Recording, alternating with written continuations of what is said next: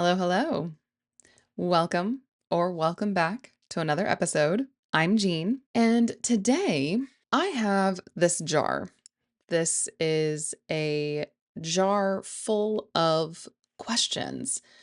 These questions are ones that I get all the time, or questions about topics that I have been talking about over and over again for years. I've been an English teacher since 2019, and you might be surprised how often the same topics come up over and over and over again. So I collected all of these questions, all of these topics, and I wrote them down and put them in this jar. And today I am going to pick a random paper from this jar. We're going to read the question and see what happens from there. Here we go.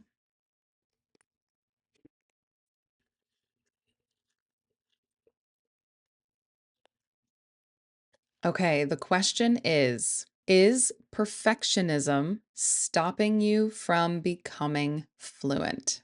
Is perfectionism stopping you from becoming fluent? So, the simple, most straightforward answer is yes. Your perfectionism is stopping you from becoming fluent.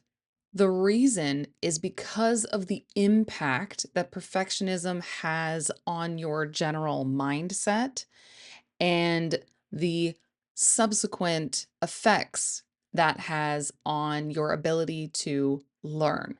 I'll give you an example. If you are focused on getting everything right, that creates a huge filter for what you are going to put out, your output. By having such a strong filter on your output, you are likely to output less.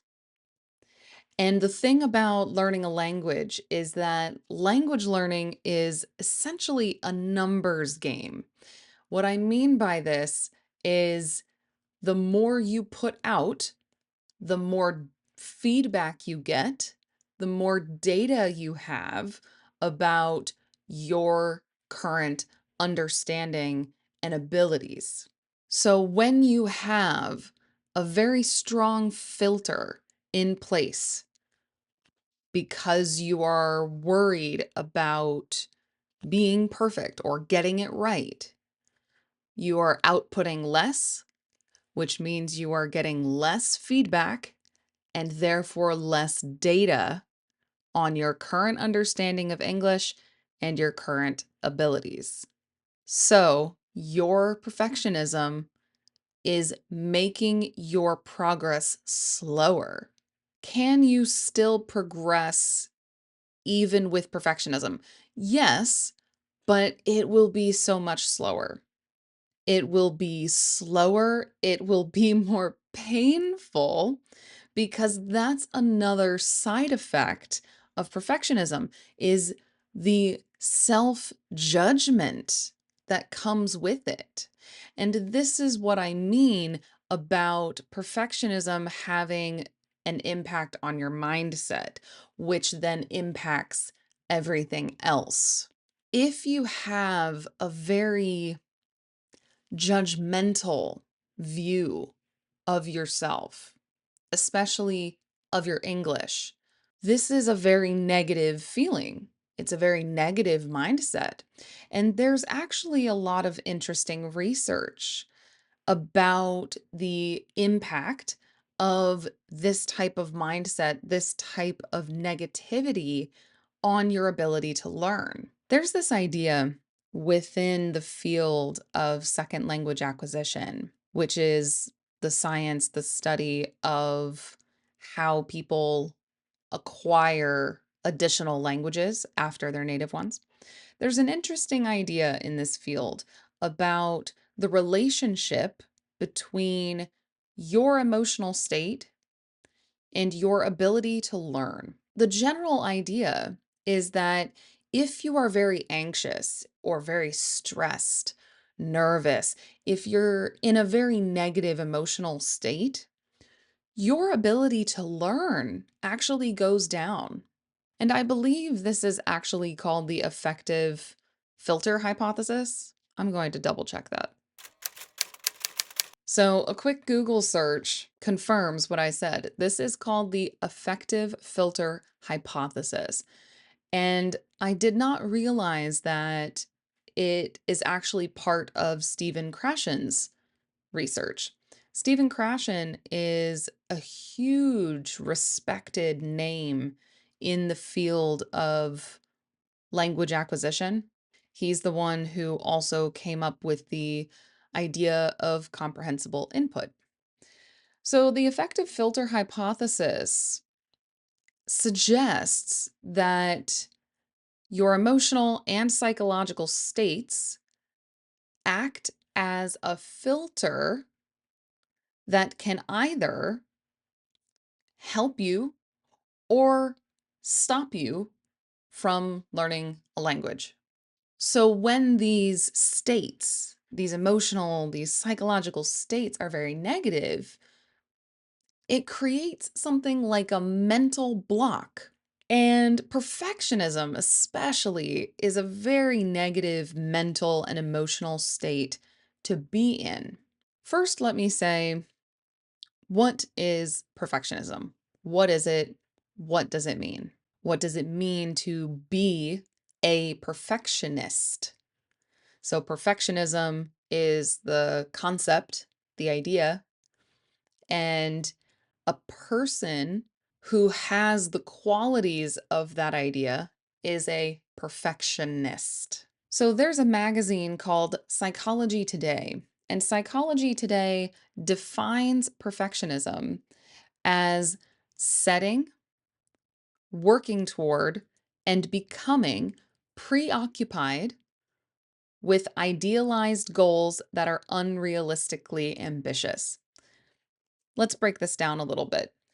So, setting, we often use this word with goals. You set a goal, and this basically means to make a goal, to create a goal. So, perfectionism can be defined as setting, making, working toward, progressing, and becoming preoccupied. To be preoccupied basically means to become obsessed with something. Your mind is very busy thinking about this thing. You're very preoccupied. So, setting, working toward, and becoming preoccupied with idealized goals. So, idealized means something that is ideal. Okay, so idealized, ideal. Ideal is like the best case, the best example, the best scenario, the best circumstances. So idealized goals would be like the best that you can think of.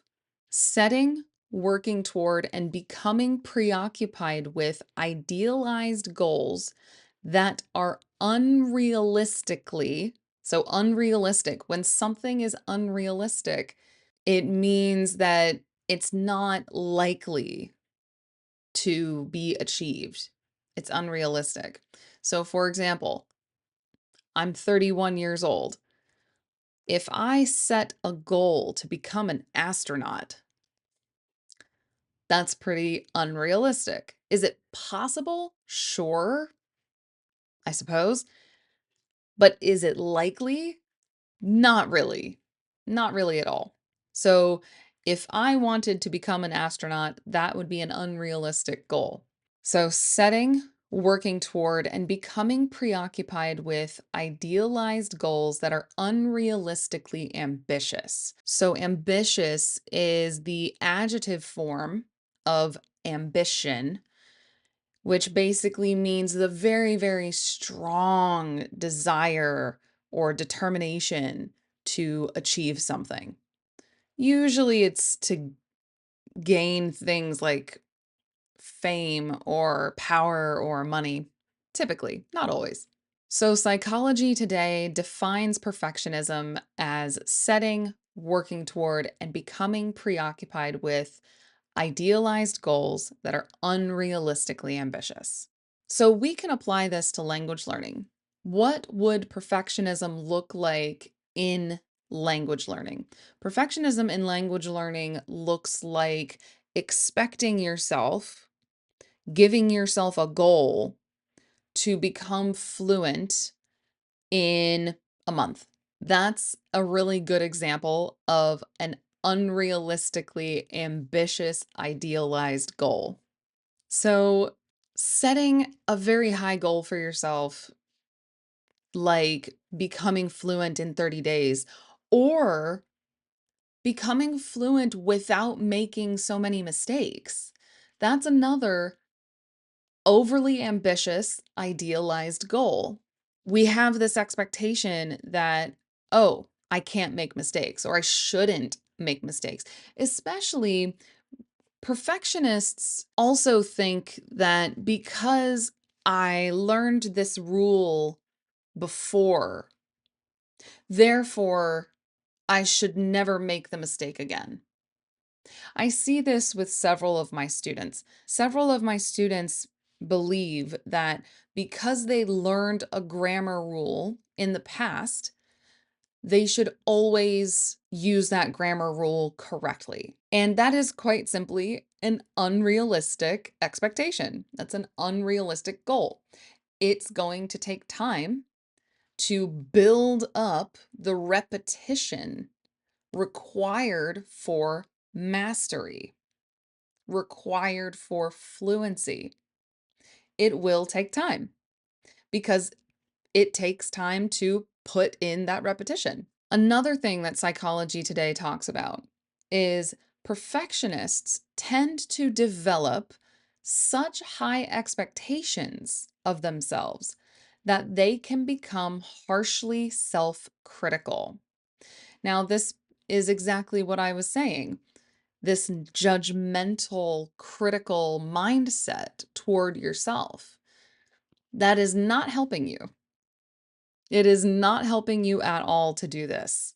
Instead, if you have the mindset of it's okay to make mistakes, mistakes are data. The more mistakes I make, the more data I get, the more accurate I will be over time with each repetition. Every repetition is a new opportunity. That mindset will make your journey toward fluency much more peaceful, much less stressful, much less negative. It will be an easier journey, and it will also probably be faster because you're getting more data, you're getting more feedback. So I want to know, do you consider yourself to be a perfectionist? And what do you think about perfectionism? Is this something that helps your fluency or hurts it? I've presented my side, my argument, but maybe you have a counter argument. Maybe you disagree with me. If you do, I would love to hear your thoughts, your opinions. So make sure to leave a comment, and I look forward to a lovely discussion with you about this topic.